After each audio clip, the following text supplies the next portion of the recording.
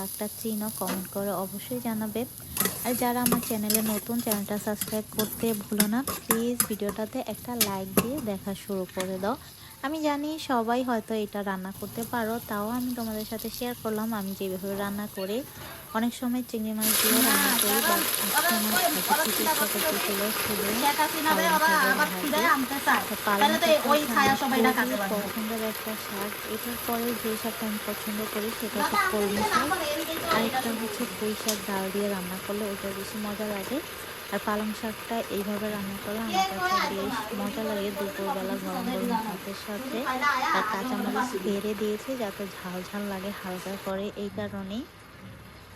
একদম সিম্পল রান্না। এই শাকটা তো সবাই রান্না করতে পারে আমি জানি। অনেকেই হয়তো কমেন্ট করবেন যে শাক রান্নাও দেখাইতে হয়।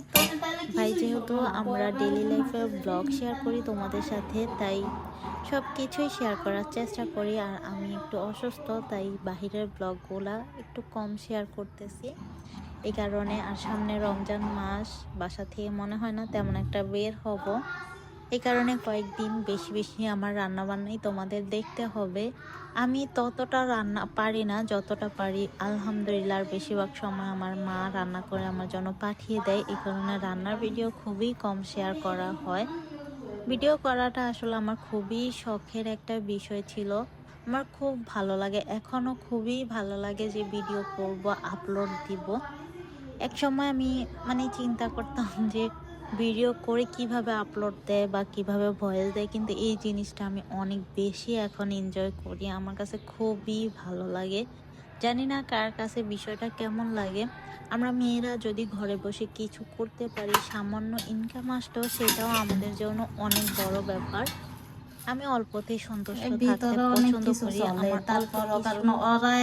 আমাকে আর কি অল্প কিছু দিয়ে খুশি করানো যায়, অনেক বেশি আহামরি কিছু আমার প্রয়োজন হয় না। যাই হোক, অনেক কথাই বলে ফেললাম। তো তোমরা কি কোথা থেকে ভিডিওটা দেখছো কমেন্ট করে জানিও, আর একটা লাইক দিয়ে দিও প্লিজ। ভিডিও করতে যতই ভালো লাগুক, কিন্তু লাইক না পড়লে কিন্তু তারপরে ভিডিও করার ইচ্ছা থাকে না, কষ্টটা বৃথা যায়। দেখো, তোমাদের সাথে কথা বলতে বলতে আমার পালং শাক কিন্তু রান্না করা শেষ। আর এই শাকটা ভাই এত এত মজা লাগে আমার কাছে, কেন জানি। তোমাদের কাছে কেমন লাগে কমেন্ট করে জানিও। আমার তো খুব খুব পছন্দ। আমি গরম ভাতের সাথে শাক নিয়ে বসে পড়েছি, আর সাথে কাঁচামরিচও নিয়েছি, শীতের কাঁচামরিচ যেটা চট থেকে আনা হয়। এই মরিচটা খুবই ঝাল হয়, আমি একটু ভেঙে নিচ্ছিলাম। আমি শাক পাতা বা ভর্তা দিয়ে ভাত খেতে বেশি পছন্দ করি মাছ মাংসের থেকেও, কিন্তু গরু মাংস হলে ওটা অন্য একটা ব্যাপার হয়ে যায়।